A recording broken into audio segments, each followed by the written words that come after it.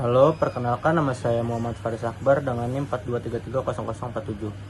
Jadi pada video kali ini saya akan melakukan demonstrasi sekaligus penjelasan bagaimana kode program pada proyek ini bekerja. Sebelum kita mulai, sebagai gambaran umum, proyek ini adalah sebuah proyek SAS untuk manajemen sekolah. Jadi pada video kali ini saya akan membuat bagian front end-nya dulu, multiplatformnya dulu. Bagaimana sih dari sisi front end ini bekerja? Oke, sebagai gambaran singkat, untuk arsitekturnya, semua source code dalam project ini ada di lib, di folder lib ini, yang mana di dalamnya itu ada core, features. Untuk core itu adalah kode yang sifatnya itu reusable atau function yang sifatnya itu reusable.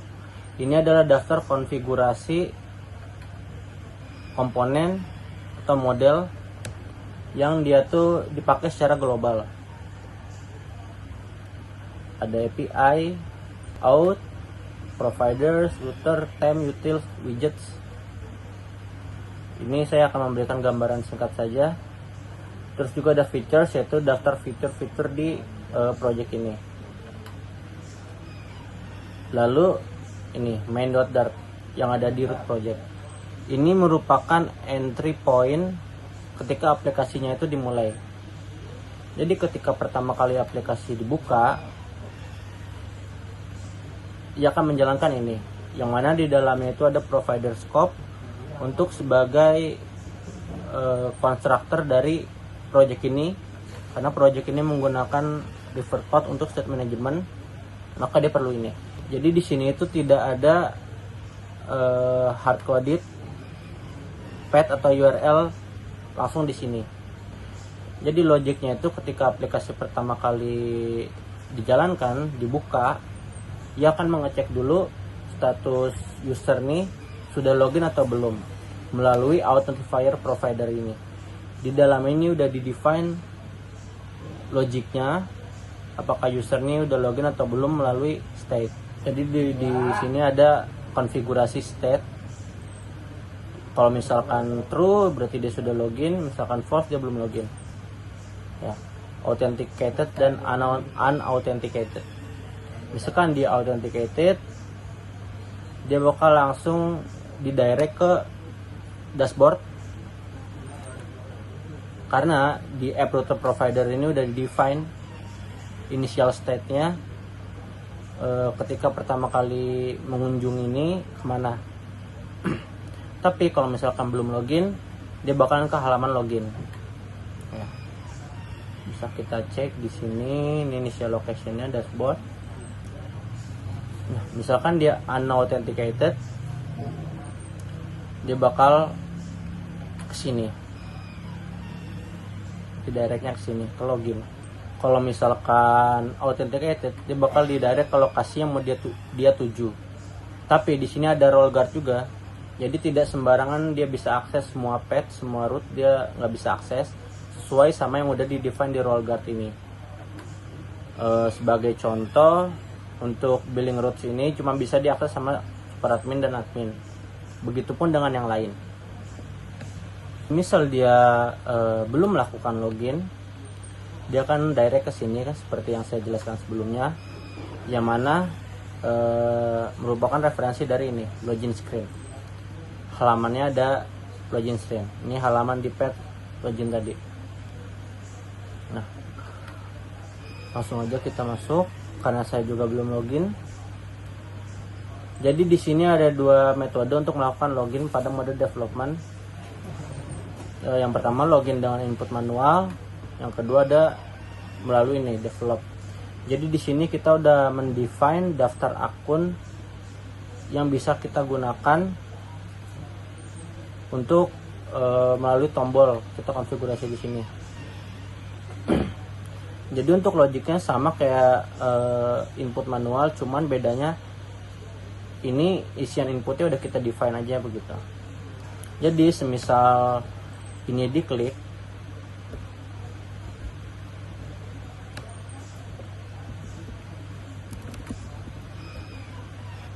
dia akan menjalankan ini. yang mana dia mengubah status is loadingnya menjadi true dari yang tadinya false, yang mana artinya berarti state-nya ini di dalam kondisi tidak bisa diganggu karena dia sedang melakukan loading. Setelah itu dia mengirimkan ini ke out notifier provider, email sama passwordnya. Nah, oke. Ini adalah default tampilan utamanya ketika dia sudah selesai melakukan login. Di sini saya login sebagai admin, yang mana admin ini punya banyak akses. Dia bisa manajemen admin, bisa manajemen siswa, bisa guru, orang tua, dan lain sebagainya. Ada banyak sekali. Oke, jadi sebelum kita masuk ke penjelasan masing-masing fitur, di sini saya mau menginformasikan karena ini merupakan project dengan tampilan dashboard, makanya hampir semua halaman itu dia ada layout generalnya. Makanya di core ini udah di define di bagian widget layout untuk secara global tampilan halamannya itu kayak gimana. Di sini dia diatur seperti sidebarnya, topbarnya, dan juga layout mobilenya itu seperti apa. Kalau misalkan di desktop atau website itu dia bakalan menampilkan sidebar. Tapi kalau misalkan dia di Android, dia akan menampilkan dalam bentuk drawer atau hamburger menu, begitu kurang lebih begini. Ya, kurang lebih di sebelah sininya itu bakalan ada hamburger menu, sama ada bottom navigation barnya juga. Ada dua dia, tergantung role. Kalau cuman student cukup yang dibawain aja. Kalau misalkan admin yang buka dari mobile, dia buka pakai drawer untuk sidebarnya. Nah, ini adalah daftar-daftar itemnya, item untuk menu navigasinya. Oke, ini untuk sidebarnya. Nah, pada bagian sidebar ini juga sekaligus untuk drawer juga. Ini ada metode allowed roles. Jadi role mana aja yang bisa mengakses menu ini. Ya. Jadi semisal kita login sebagai user biasa, student, yang seperti ini nggak ada. Dia cuma ada absensi mungkin sama dashboard. Hal-hal ini tergantung role-nya itu siapa, baru dia tuh bisa akses. Contohnya di dashboard. Dashboard ini artinya semuanya bisa akses ini. Semua role bisa akses. Kalau manajemen admin ini cuma super admin sama admin sekolah. Kalau kepala sekolah cuma super admin, berarti admin nggak bisa. Terus siswa itu ada super admin, kepala sekolah, guru, begitupun seterusnya, dan masih banyak lagi. Dan juga untuk top barnya ini juga ada sedikit perbedaan. Di top bar ini sekalian ngedefine title halamannya. Contohnya title seperti ini nih. Di sini juga tergantung halaman itu apa. Title udah define di sini untuk setiap halaman. Kalau gitu saya langsung coba praktekkan bagaimana cara nge-get data sampai tampil. Saya akan coba di fitur struktur akademik ini. Halaman ini secara kontainer ini merepresentasikan ini, yang mana dia ada responsif juga, misalkan mobile, misalkan tablet, seperti apa. Ini untuk judul yang ada di sini sama ini, dan ini size box. Nah, school filter itu semisal yang buka halaman ini adalah super admin, dia itu bisa ngefilter berdasarkan sekolah. Jadi karena datanya misalkan super admin itu semua sekolah, dia bisa filter untuk nyari data spesifik ke sekolah itu aja. Oke, ini ada kolom-kolomnya, ada tab-tabnya. Nah, di sini setiap tab ini dipisahkan. Jadi data yang tampil ini tidak direpresentasikan dari sini, melainkan dari tab-tab ini. Contohnya jenjang. Ini ada di sini, jenjang tab. Yang mana ketika dia membuka halaman bagian tab ini, dia akan membuat state, jenjang tab state. Kenapa dibuat state? Karena dia perlu membaca user yang login ini siapa, dari sekolah mana, role-nya itu apa, dan sebagainya. Makanya diperlukan state. Oke, ketika halaman tampil, dia itu bakal nge-build ini, yang mana dia tuh mendapatkan data level dan data kelas dari level dan classes provider. Kenapa ada classes provider juga di sini? Karena academic level itu berkaitan juga dengan kelas. Kalau misalkan tombol ini diklik, dia ada permintaan edit, yang mana ada pada bagian ini di jenjang dengan field kontennya itu yang diisi contoh SD, SMP, SMA. Semisal dia mengisi ini, namanya itu disimpan di sini. Dan juga kalau misalkan dia tidak ngisi, dia akan didispose atau ditutup prosesnya. Semisal statusnya udah submit, itu artinya dia sudah klik tombol submit, dia akan mengupdate dari academic repository provider yang udah di define ini. Dia ada update level. Terus dia juga ada nge-clean cache yang tersedia di fitur ini, dan invalidate levels dan kelas, invalidate levels dan kelas untuk mereload ulang UI agar yang terbaru yang tampil. Kenapa dia di clean? Karena agar supaya datanya itu terupdate. Ini delete, kurang lebih hampir sama, cuman bedanya di isiannya aja, mungkin di submit dia tuh delete.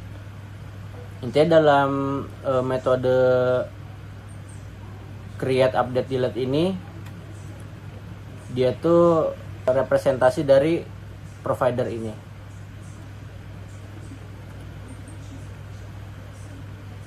Ini ada kelas tab. Kurang lebih pada bagian ini hampir semuanya cara kerjanya itu sama, polanya itu sama ya. Misalkan cut, dialog pilih sekolah dan sebagainya. Begitupun juga dengan create, edit. Mungkin perbedaannya ada di isiannya sama relasinya kemana aja, gitu aja. Misalkan ini di subclass, di subclass itu relasinya itu ke kelas. Jadi semisal kita mau nambahin subclass, mau ngedit subclass, dia tuh harus di-define juga di kelas mana. Oke, sekarang saya akan coba fitur caching, akan coba cek untuk fitur cachingnya pakai dev ini. Oke, jadi ketika dia pertama kali masuk ke halaman ini, dia akan melakukan HTTP method get untuk level ya dan kelas, karena yang dibuka ada di jenjang tab. Jenjang tab itu memerlukan data levels dan kelas seperti yang sudah saya jelaskan sebelumnya. Di sini karena kami menerapkan HTTP caching dari sisi klien juga, makanya kalau misalkan dia pindah tab di sini, dia tuh tidak perlu untuk melakukan request ulang ke server, karena di sini sudah ada e-tag yang merepresentasikan cache ini. max edge-nya 120 detik, berarti 2 menit. Jadi semisal dia tuh kurang dari 2 menit, dia tidak perlu request, mau itu pindah tab, mau itu ini, bahkan untuk offline sekalipun dia tuh masih bisa, nggak perlu dia request lagi, kecuali TTL-nya udah limit, udah lebih.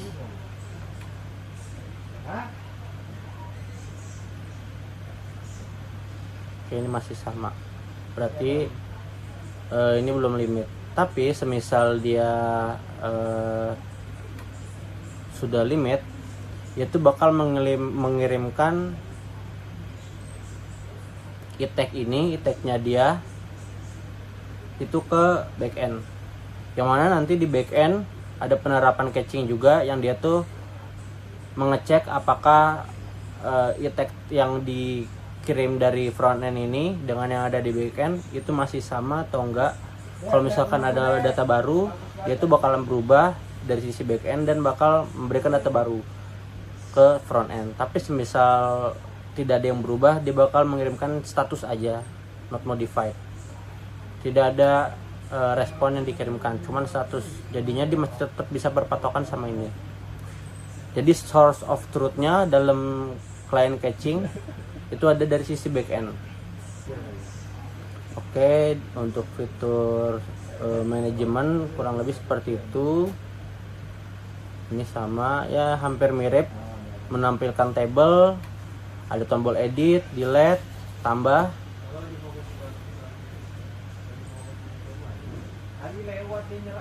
Terus di sini kita juga ada fitur absensi. Jadi di project ini kita bisa melakukan absensi by scan QR. Jadi semisal yang statusnya ini masih berlangsung, dia bisa menampilkan QR absensi seperti ini, yang nantinya bisa di scan oleh siswa. Jadi di halaman siswa pada tab bagian absensi ini dia bakal menampilkan kamera dan dia bisa nge-scan di sini. Tapi karena saya menjalankan ini di emulator, saya tidak bisa mengetes ini secara langsung. Di sini juga kita udah menerapkan fitur subscription payment gateway dengan pihak ketiga, yaitu Mitrans.